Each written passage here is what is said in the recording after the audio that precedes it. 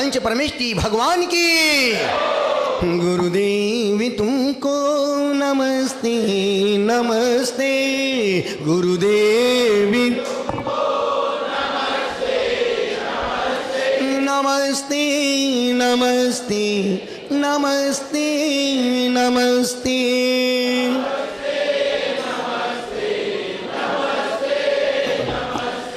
चिदानंद तुम हो, दयानंद तुम हो,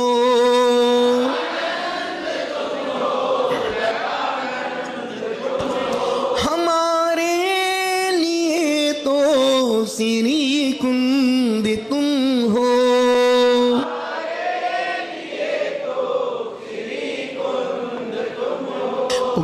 उपदेश देकर निकाला है हमको, उपदेश मोह की चिमाया में फंसते फंसते।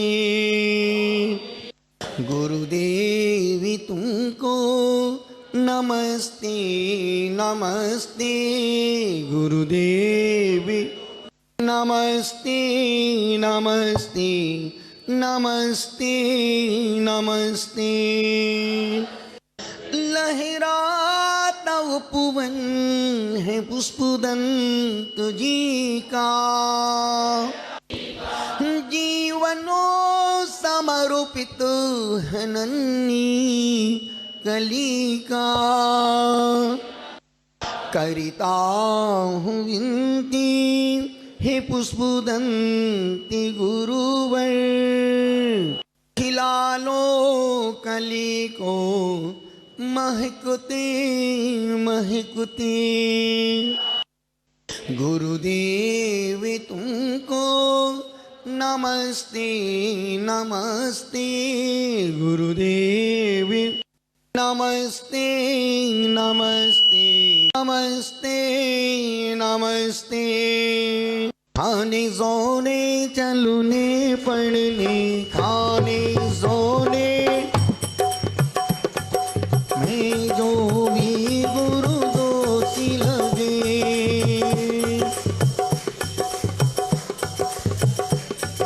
क्षमा दान दे प्रायश्चित दे।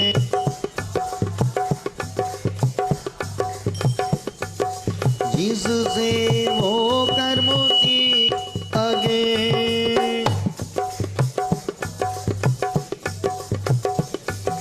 तुम जिन्हों आगम के रचना करो, तुम जिन्हें मैं आवी गुणों की खानी रहा। तेरे चरण कमलों में गुरु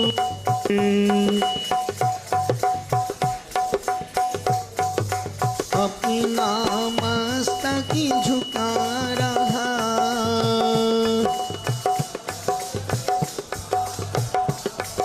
पूरा मस्तक झुका रहा।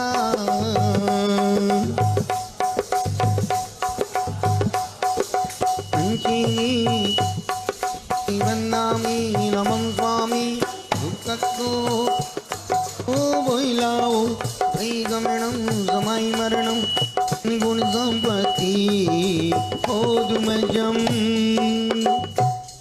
हाथ जोड़े बोले हे स्वामी, मन से वचन से काय से सुबह से अभी के बीच में लिए हुए नियमों में, संकल्पों में, व्रतों में, जानी अनजानी में दोष लगी हों लगाई हों, हे स्वामी आप हमें आज का प्रायश्चित देकर शुद्ध करें। जिसको शुद्ध होना वो अपने हाथ ऊपर करें। बोलो हे स्वामी। पीछे वाले अपने हाथ लेके नहीं आए क्या? हाथ ऊपर। बोलो हे स्वामी, हम रात्रि में सोने से पहले, आप तो बहुत छोटी है हाथ भी छोटे।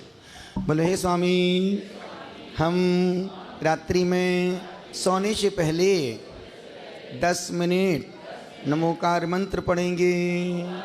अभी 9 बार नमोकार, दोनों हाथ जोड़ें, बोले ओम नमः।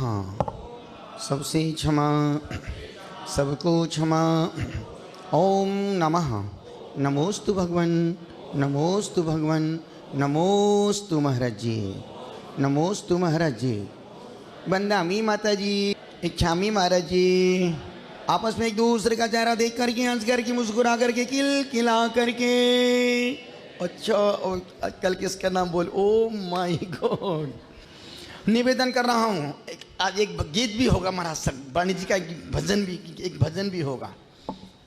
निवेदन कर रहा हूँ, जो सरलता से मिलता है, और मैं ऐसी ऐसी सरल बातें बतलाऊंगा जो जिसको तुम आसानी से कर पाओगे, क्योंकि ये सच है कि तुमको सुनना कम है, करना ज़्यादा है। पर एक उपवास के बाद अपन कम से कम एक बार तो उन भक्तियों का पाठ हो जाए। और एक बार पढ़ने का मतलब है तुमने करोड़ों करोड़ों उपवासों का फल प्राप्त कर लिया। तुमने करोड़ों करोड़ों जिन मंदिरों की वंदना का, अब इन पर्वों के दिनों में हजारों लाखों करोड़ों देवी देवता जो धर्मात्मा हैं, सम्यक दृष्टि हैं, कोई नंदीश्वर की वंदना में, कोई विदेश क्षेत्र, कोई कहीं, पूरे ब्रह्मांड में अभी शक्तियों का सिर्फ यात्रा चल रही, पुण्य यात्रा। क्योंकि इन पर्वों में की गई एक यात्रा, एक वंदना पूरे साल का पुण्य लेके आती है। जैसे नवरात्रि के समय सनातन परंपरा में जैसे अपने लिए पर्युषण पर्व का जश्न है, त्योहार है। अपने त्योहार में, पर्युषण में सिर्फ छोड़ना है। तुम 10 दिन कितने हल्के होके रह सकते हो। तुम 365 दिन कसाय का त्याग नहीं कर सकते हो, पर 10 दिन त्याग करके अभ्यास तो कर सकते हो। और बोलने से भी तुम गुस्सा छोड़ोगे नहीं, मुझे पता है, पर गुस्सा कम तो कर सकते हो। ये 10 दिन संस्कार डालने के दिन हैं। ये 10 दिन जिंदगी को जीने के दिन हैं। ये 10 दिन संसार को समझने के दिन हैं। ये 10 दिन खुद को समझने के लिए और खुद को जानने के लिए और खुद के लक्ष्य को तय करने के लिए ये पर्युषण 10 दिन हैं। 10 दिन में जो तुम करोगे, ये तुम्हारे 355 दिन, यही 10 दिन का पुण्य काम आएगा। और 10वें दिन में एक दिन क्रोध, भैया क्रोध तुम खत्म नहीं कर सकते हो, कम से कम एक दिन क्रोध नहीं करना। धक्का मार दे कोई बात नहीं, अभिषेक तुमको बाद में मिले कोई बात नहीं, भैया पहले आप कर लो। जब मंदिर जाओ एक ही, भाई अब भैया आप पहले कर लो, मैं बाद में कर लूँगा, भाई साहब आप पहले कर लेंगे। 10 मिनट आगे पीछे करने से कोई छोटा बड़ा, पर जहाँ ईगो हट करेगा, मैं 20 साल से पहला अभिषेक मैं ही कर रहा हूँ, बस ये मंदिरों में, समाज में ये अहंकार से आदमी धर्म नहीं कर पा रहा है। सिर्फ अपने अहंकार की पुष्टि तो करेगा, पर धर्म को नहीं। देख मैं 20 साल से यहीं बैठ के पूजा करता हूँ पर्युषण में, नहीं।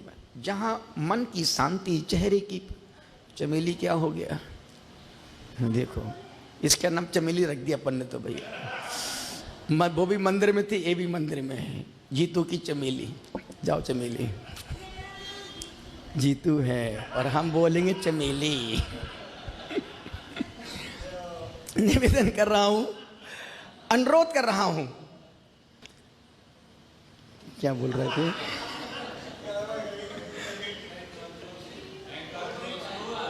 हाँ, निवेदन कर रहा था कि कुछ भी हो जाए, जो हम 365 दिन जिंदगी जीते हैं, रोजमर्रा की, तेरे की, मेरे की, अपने की, पराये की, द्वेष की, राग की, मोह की, विकारों की, वासना की, कम से कम 10 दिन हमें इन विकृतियों से, विकारों से बस खत्म नहीं करना है, इनसे दूर रहना है। और इन 10 दिनों में ही निमित्त मिलेंगे, मन खराब होगा, बहुत अच्छे तुम बढ़िया नए कपड़े, शुद्ध कपड़े पहन के आ रहे हैं, और तेरा पड़ोसी, तेरा मित्र देख बड़ा धर्मात्मा बन के जा रहा है, बोलेंगे। क्योंकि जिसको अच्छी चीजें हजम नहीं होती हैं, वही व्यक्ति बैठ के पिंच करते हैं। जिनसे एक उपवास एक आसन नहीं होते वही बोलते ये तो नाटक कर रहे हैं, सब कोई उपवास हो रहे हैं क्या। चोर को हमेशा चोर ही दिखाई देगा। सिर्फ 7 दिन तुम तरुण सागर में आकर के देखो, एक एक व्यक्ति तपस्वी जिनका 17वां 18वां 17वां उपवास है। जो हमारे बच्चे प्रशांत जैसा जो बहुत अच्छी बड़ी कंपनी जॉब करता है, 1 दिन आहार 1 दिन उपवास, 16 कारण के 32 कर रहा है। 1 दिन आहार 1 दिन उपवास, ऐसे 7 लोग 6 तो हमारे संग में माता जी महाराज जी हैं जिनका 1 आहार 1 उपवास। 1 आहार तो 1 ही बार होगा, उसमें भी कोई सररस का त्याग, कोई नमक नहीं खाना, मीठा नहीं खाना। उसके बाद उस 1 बार के भोजन में भी बिल्कुल ऐसा भोजन तुम कर लो तो 3 दिन तक बिस्तर से उठ ना पाओ। उसमें उपवास कर रहे हैं। एक बार देखो, कोई भी चीज को बोलना और खुद करना, जब खुद करता है व्यक्ति तारे जमी पर आ जाते हैं। बोलना टिप्पणी मारना बहुत, इसलिए ध्यान रखना, जो काम तुम करना चाहते हो और कर नहीं पाते हो, जैसे तुम उपवास नहीं कर पाते हो, एक आसन भी नहीं होता, पित्त भड़कता है, उल्टी होती है, चक्कर आने लगते हैं, गैस बनती है, कमजोरी आती है, काला काला दिखने लगता है, ये सब होगा। और जो 10 उपवास करते हैं 3 दिन उनको झेलना पड़ते हैं। माथा भी दुखेगा, फटेगा, शरीर लगेगा छोड़ो यार, खाओ पियो यार, छोड़ो नहीं करना। 3 दिन अति परीक्षा होगी। और जिन्होंने 3 दिन उपवास के निकाल लिए, चौथे दिन शरीर उनका सेट हो जाएगा। देखा नहीं आपने, जब कोई मर जाता तो 3 दिन तक पूरे परिवार में हलचल, परेशानी, बेचैनी, तकलीफ रहती है। जहां तिया हुआ बस फिर अब माहौल धीरे, जहां 13वीं होगी धीरे धीरे सब एडजस्ट हो जाते हैं। जो व्यक्ति 365 दिन में 10-20 बार 30 बार खाता हो, पीता हो और एकदम से खाना बंद कर देगा तो भीतर तो बेचैनी होगी, भीतर तो तकलीफ होगी, भीतर तो परेशानी होगी। तो वो 3 दिन खुद का मन खुद के शरीर को एडजस्ट करता है कि 3 दिन मन को मनाना पड़ेगा, मन को मारना पड़ेगा। मन तो मनमानी, अरे यार चलो खाओ पियो यार, मस्त रहो, हो गया, अगले साल पूरे 10 उपवास करेंगे। यही सोच के 10 साल निकाल दिए। एक सज्जन बोले गुरुदेव मेरा बहुत मन करता उपवास का, इस बार तो मैं 10 उपवास करूंगा, निवेदन कर रहा हूं। तो अभी पूरे संग में इतने सारे व्रत सब साध्वियों ने एक एक व्रत लेके रखे। अभी हमारे ज्ञान प्रभा माता जी ने, चारित्र धर्म प्रभा माता जी ने और परिमा सागर जी ने बड़ा व्रत लिया है, 40 शुद्धि व्रत, जिसमें 1 2 3 4 उपवास करना पड़ते हैं। जिसमें सिर्फ 1 2 3 4 उपवास मतलब 1234, 1 2 12 3 4 34, 1234 उपवास। अब वो होते हैं 20 साल में, 30 साल में। हाँ, अब वो व्रत हमने किया, हमने 2000 में प्रज्ञा सागर जी से लिया था और उसकी 2013 में उसकी महापारणा की, महा उद्यापन किया 13 साल में, जिसमें 1 आहार 1 उपवास। उसमें तब हमको 13 साल लग गया। बताओ, जिन सहस्त्र नाम का किया 1008 उपवास वाला, उसकी कुलचाराम में की थी, उसका उद्यापन कुलचाराम में 9 दिन अखंड पाठ के साथ किया था। निवेदन कर रहा हूं, पूरा संघ तपस्या की पराकाष्ठा पर जी रहा है। इनका कोई प्रवचन का लक्ष्य नहीं, कोई प्रकोच नहीं, सिर्फ आत्म कल्याण और दूसरा लक्ष्य उत्कृष्ट समाधि। जो आज के साधकों के पास ना लक्ष्य है ना समाधि की भावना है। अच्छे अच्छे बड़े बुजुर्ग साधु मरना नहीं चाहते हैं, काय को मरे, तो काय को दीक्षा ली थी, मरना तो है ही, पर भीतर ममत्व बुद्धि बैठी। और आज आप सुबह इष्टोपदेश में निकला था, स्वा समय और पर समय। पर समय का मतलब बाहर की यात्रा, स्वा समय का मतलब भीतर की यात्रा। और एक पर्युषण के 10 दिन भीतर की यात्रा के दिन हैं। इन 10 दिनों में अंधे हो जाओ, मतलब आंख में चक्कू मत घुसाओ, मतलब वो दृश्य मत देखो जिससे विकार उत्पन्न हो जाए, वो देखना जिससे विकार उत्पन्न ना हो और मन प्रशस्त बना रहे। 10 दिन बहरे हो जाओ, संसार के प्रति बहरे हो जाओ। कोई अपमान करे, अब शब्द बोले, गाली दे, सुने ही नहीं, पता ही नहीं आप क्या बोल रहे थे। और इन 10 दिन जब घर से मंदिर जाओ, रास्ते में जो भी दिख जाए, अपना हो पराया, भैया जय जिनेंद्र की, दुश्मन भी हो भैया जय जिनेंद्र। निवेदन कर रहा हूं, उवाच पढ़ रहा था, जो सरलता से मिलता है वो सहजता से चला जाता है, और जो मेहनत से मिलता है वो ठहर जाता है।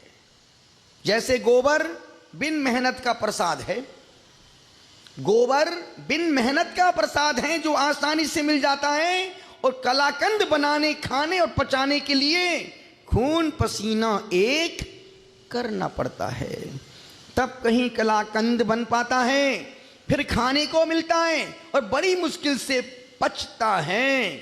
जन्म लेने वाले प्रत्येक प्राणी को संघर्ष का सामना करना पड़ता है। ऐसा कोई जीव प्राणी नहीं जिसने जन्म लेने के बाद संघर्ष ना किया हो और सफलताओं के शिखर को ना छुआ हो। संघर्ष और जीवन दोनों एक सिक्के के 2 पहलू हैं।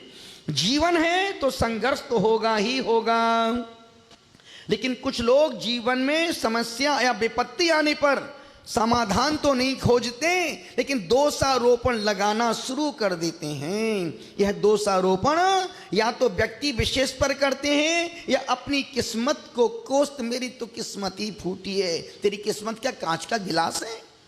कितनी बार फूटती है, कितनी बार जुड़ती है। कोई अच्छा काम हो जाए तो बहुत अच्छी, कोई काम खराब हो जाए मेरी किस्मत ही ऐसी। कभी किस्मत को दोष मत देना, अपने कर्म को दोष देना। यदि कोई कार्य करने जा रहा, कार्य नहीं हुआ, हमने किसी कार्य में विघ्न बाधा की होगी इसलिए मेरा काम नहीं हुआ। यदि तुमसे एक उपवास नहीं हो रहा, इसके पक्का मान के चलना, कभी तुमने किसी तपस्वियों की, व्रतियों की बुराई आलोचना हंसी की होगी, इसलिए आज तुमसे एक उपवास नहीं हो पा रहा है। और जो उपवास कर रहे हैं इसका मतलब उन्होंने तपस्वियों की अनुमोदना की थी। जिंदगी में 3 बातें याद रखना। मौत सुनिश्चित है, जो जैसा करेगा वो वैसा भरेगा। राजा हो या रंग, संत हो या फकीर, अमीर हो या गरीब। तीसरा, साथ कुछ भी जाने वाला नहीं है। जीवन का सार, मौत सुनिश्चित है। कितनी डॉक्टर के पास जाओ, कितनी इंजेक्शन लगवाओ, कितनी कैप्सूल खाओ, उससे क्या होगा? क्या मौत छोड़ देगी तुमको? एक मौत को एक मौका मिल जाए तुरंत। इसलिए हमारे गणेश प्रसाद बर्णी जी ने बहुत अच्छी अपनी जीवन गाथा में 3 बातें लिखी हैं। उन्होंने लिखा है, काल सिर पे सवार है। जन्म लेने के बाद मौत हमारे साथ कदम कदम पर साथ चलती है। काल सिर पे सवार है, पलक उठाते ही जहर चढ़ता है। जब तक पलकें झुकी हैं घर स्वर्ग है, और जहां पलक उठी वहीं विकार, द्वेष, क्रोध, मान, माया, लोभ, हर तरह के विकार भाव और सारे जितने पाप आज की तारीख में व्यक्ति कर रहा है, पापों का द्वार है आंख। और जब तक आंख जिन दृश्यों को नहीं देखती, मन वहां जाता भी नहीं। जैसे आप कभी सुना आपने,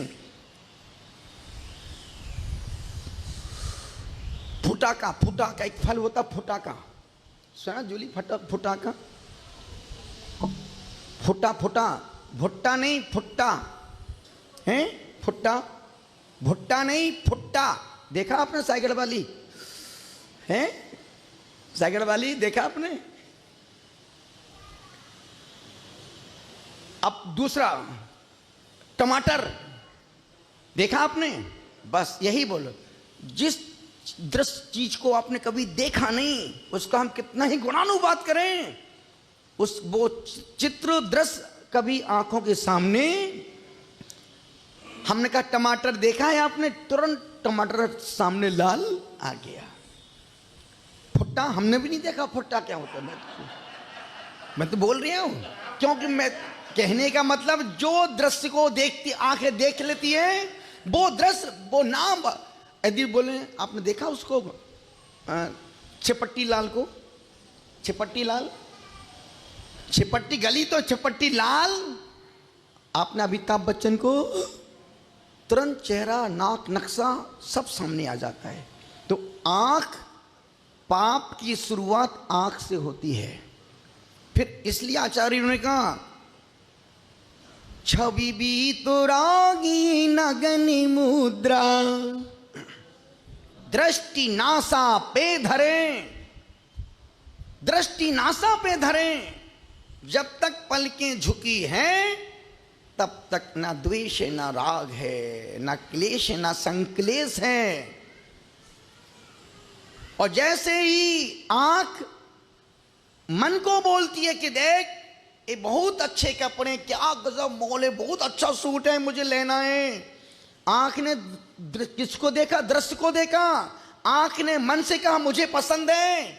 मन ने शरीर को कहा चलो इसको लेके आते हैं। आंख ने देखा, मन ने, आंख ने पसंद किया, मन को आंख ने मन से कहा मुझे ये चाहिए।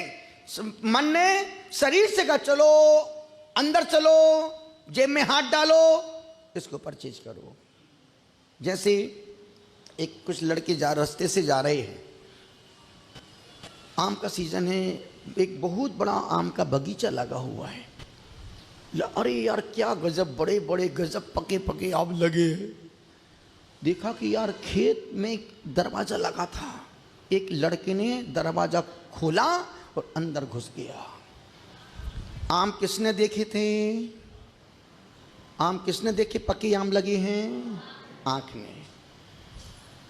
आंख ने कहा मुझे खाना है, आंख ने मन से कहा मुझे खाना है। शरीर ने कहा चलो अंदर घुस जाओ।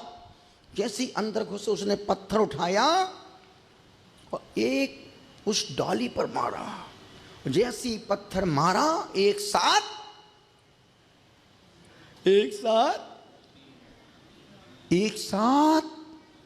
एक भी आम नहीं गिरे। पत्थर मारने वाला मैं, तुम होती कौन गिराने वाली? पत्थर मारा, आम हिले पर गिरे एक भी नहीं। पन्नमा पत्थर, आंख किसने आम किसने देखे? किसने कहा मुझे खाना है? आंख ने कहा, आंख ने देखा आम पके हैं। आंख ने मन से कहा मुझे आम खाना है।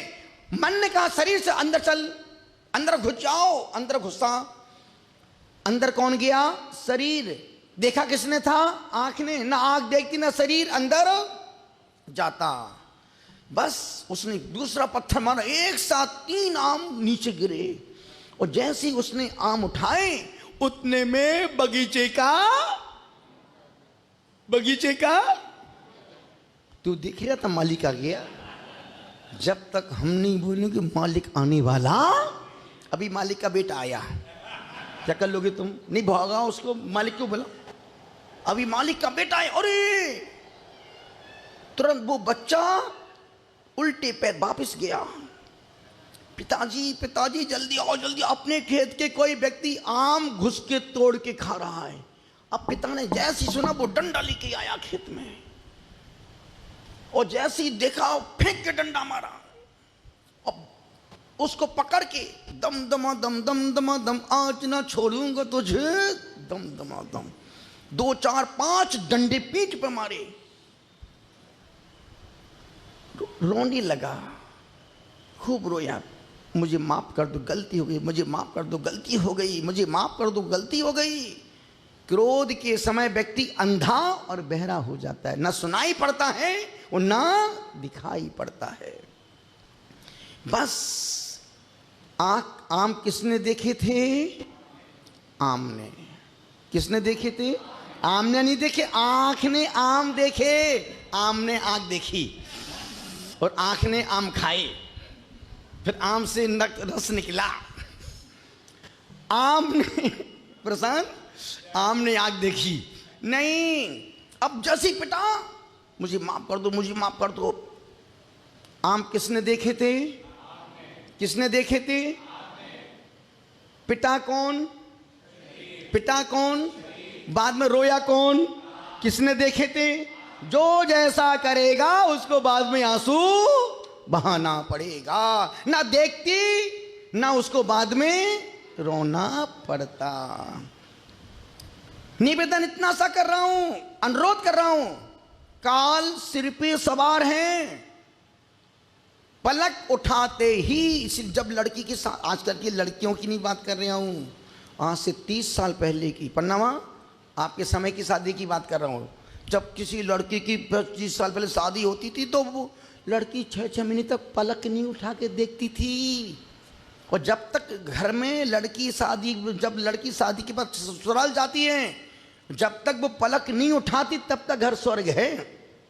और जहां उसने पलक उठाई, पति की शटर डाउन। अब वो जी हाँ, जी हाँ, हाँ जी।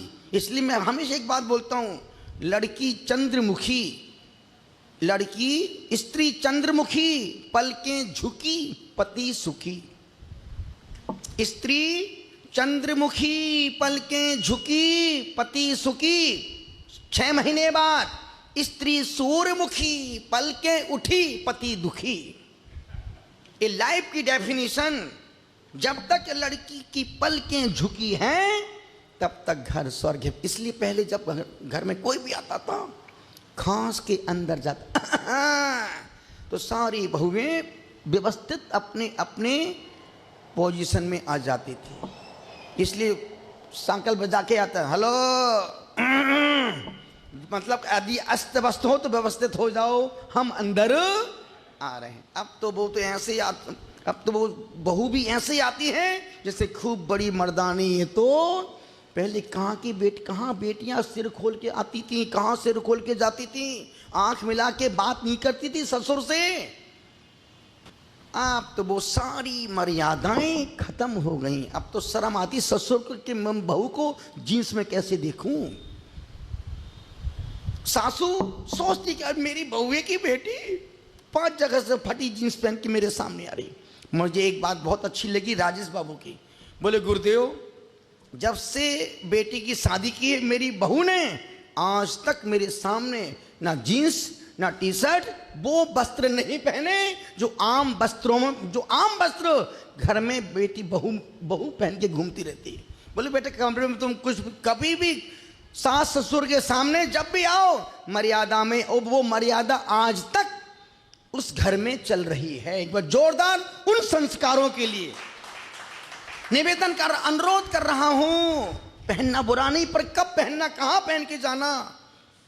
10 दिन पर्युषण पर्व में संकल्प जितना हो, पुरुष वर्ग जितना हो सके धोती दुपट्टे में या सादगीपूर्ण पैजामा कुर्ता में, 12 बजे धोती दुपट्टा, उसके बाद।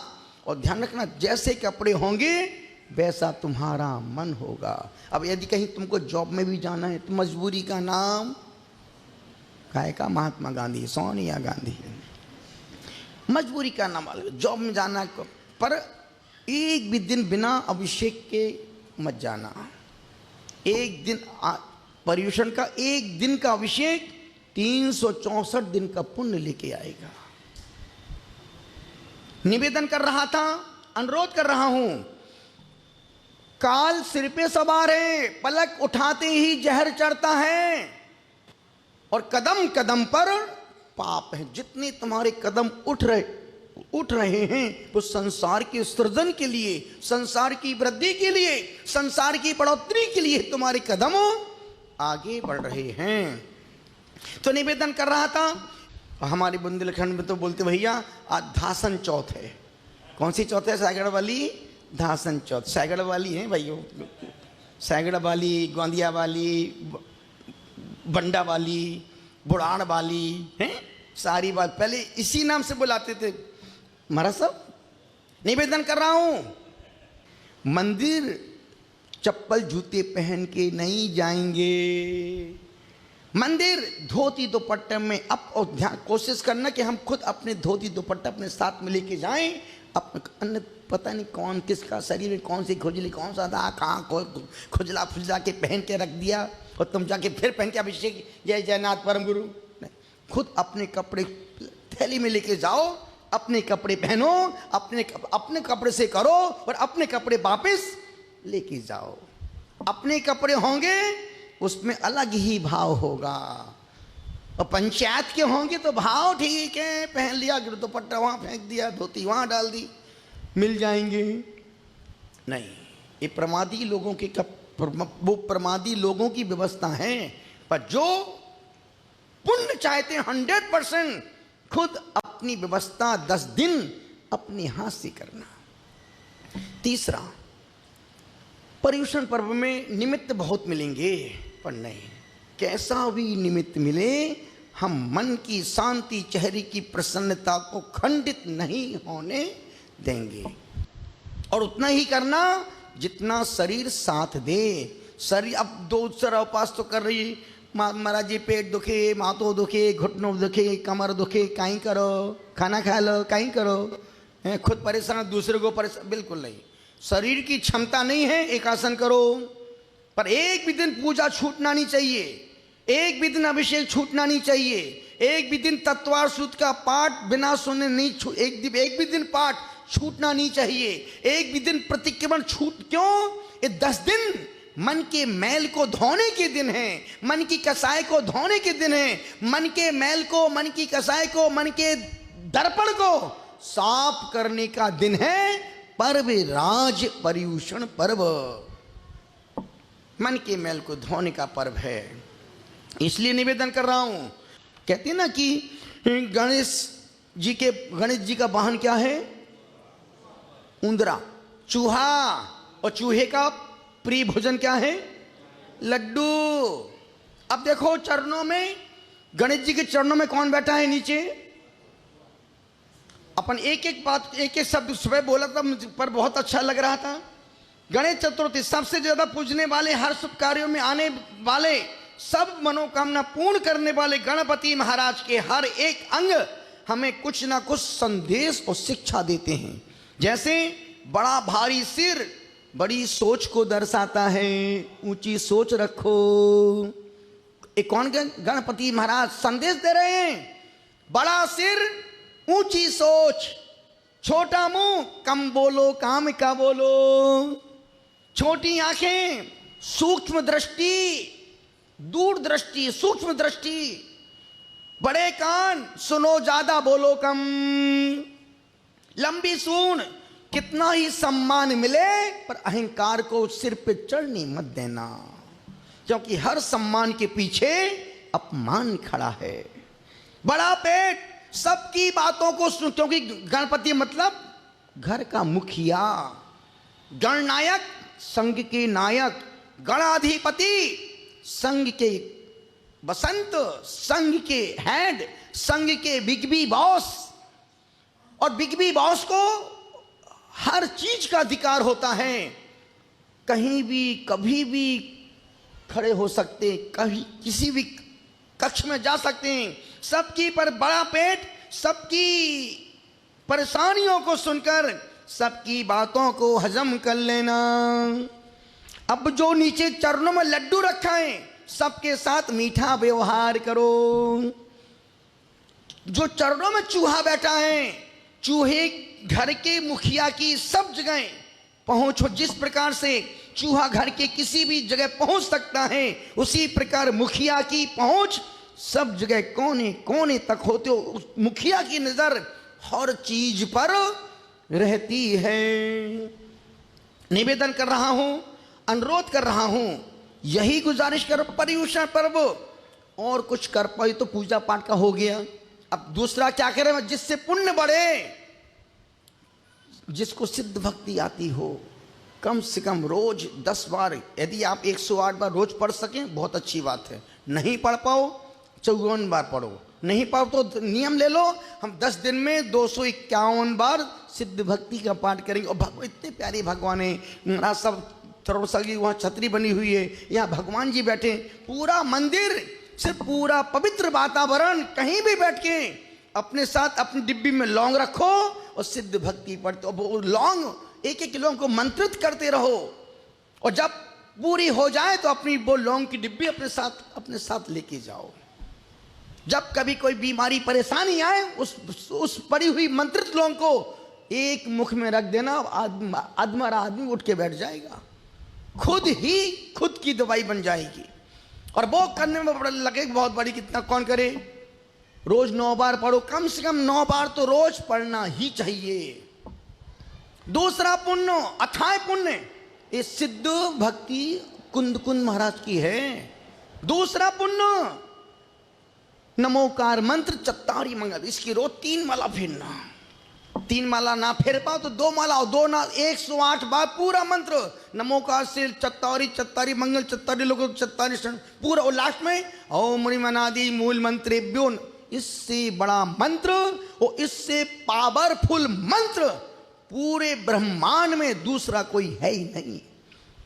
जो काम करना हो इस मंत्र को 9 बार पढ़ो, उस काम को याद करो बोल करके, मैं इस कार्य की सिद्धि के लिए इस मंत्र का, ये 10 दिनों में जो तुम करोगे वो सोच नहीं सकते हो, पर करना खुद को ही पड़ेगा, बिना मरे स्वर्ग मिलने वाला नहीं है। पुण्य को बढ़ाने के सबसे अच्छे तरीके दिन हैं, और हो सके नंदीश्वर भक्ति एक बार पढ़ना, रोज एक बार पढ़ना नंदीश्वर भक्ति। नंदीश्वर भक्ति जैसा पुण्य 100 बार भक्तंबर का पाठ करो और एक बार नंदीश्वर भक्ति पढ़ो, इतना पुण्य। और कोशिश करना जितना हो सके आंख को देखना सुनना, पर मुंह को बंद रखना। कोई कुछ भी बोले जय जिनेंद्र की, गाली दे जय जिनेंद्र की, प्रशंसा करे जय जिनेंद्र की, एक ही सब 10 दिन सिर्फ दिन भर में 108 बार बोलना। और 108 बार साधना जी, 108 बार बोलने से समेशकर की यात्रा का फल मिलता है।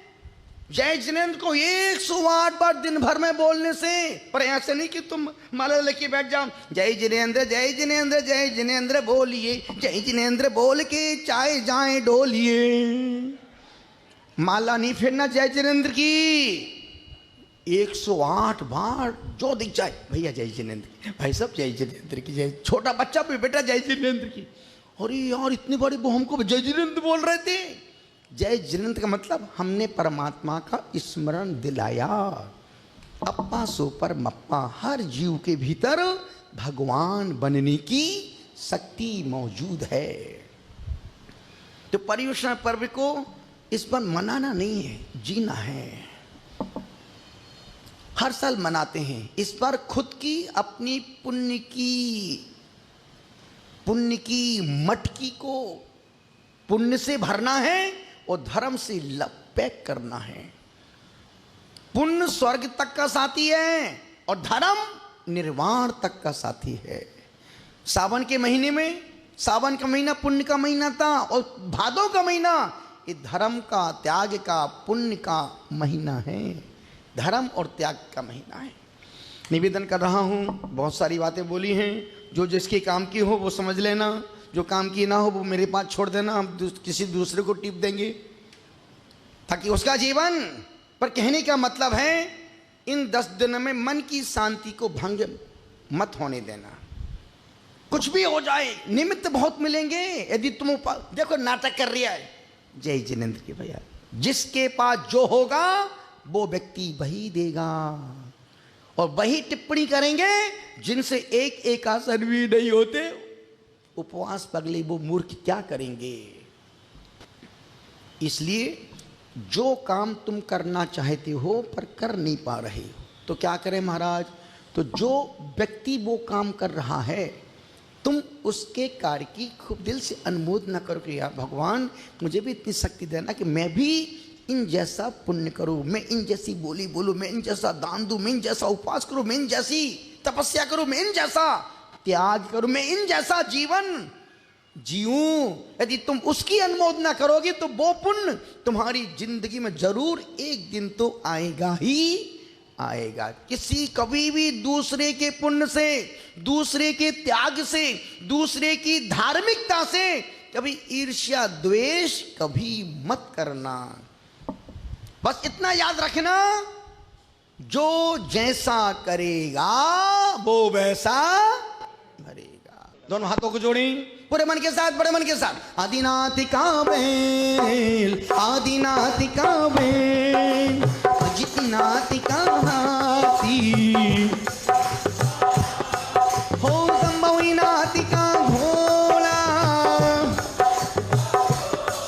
अभिनंदनाथ का मंगल, हो सुमतिनाथ का चकुआ, हो पद में प्रभु का लाल कमल, प्रभु का लाल कमल, परशीनाथ का सातिया, चंद प्रभु का चंद्रमा, चंद्र प्रभु का चंद्रमा,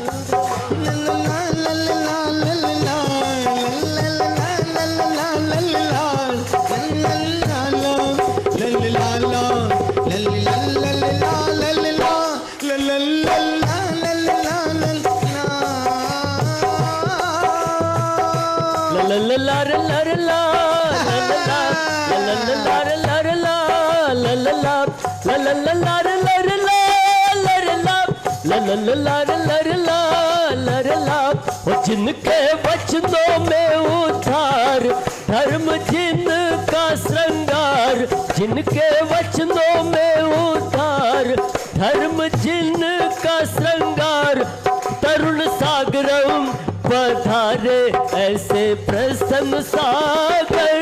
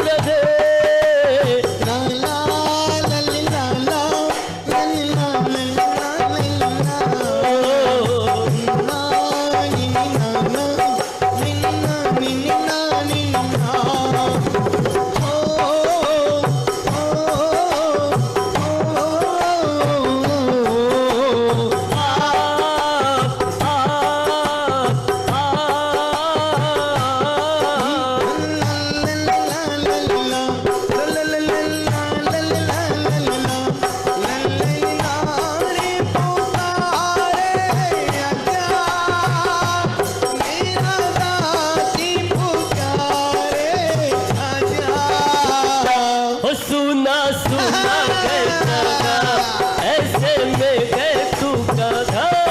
मेरा मैनू ही पुकारे अजरा, तेरी शक्ति सहारे अजरा।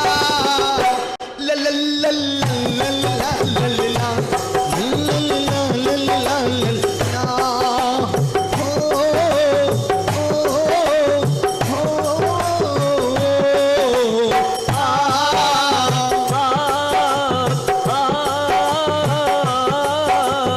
आहू आहू आहू आहू आहू आहू आहू। बल्ले बल्ले बल्ले बल्ले बल्ले बल्ले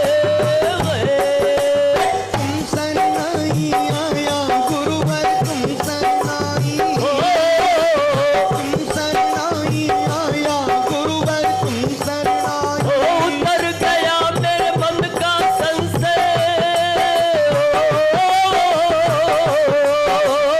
उतर गया मेरे मन का संशय, जब से दर्शन पाई गुरुवर की करुणाई। आहू आहू ओ आयो आहू आहू आहू भई आहू आहू। बल्ले बल्ले बल्ले बल्ले बल्ले बल्ले मेरे देश की धरती, मेरे देश की धरती सोना उगली उगली हीरे मोती। मेरे देश की धरती, मेरे देश की धरती। जिनवानी माता, जिनवानी माता तेरे चरण जो अर्पित हो जाता, भव से तर जाता, भव से तर जाता।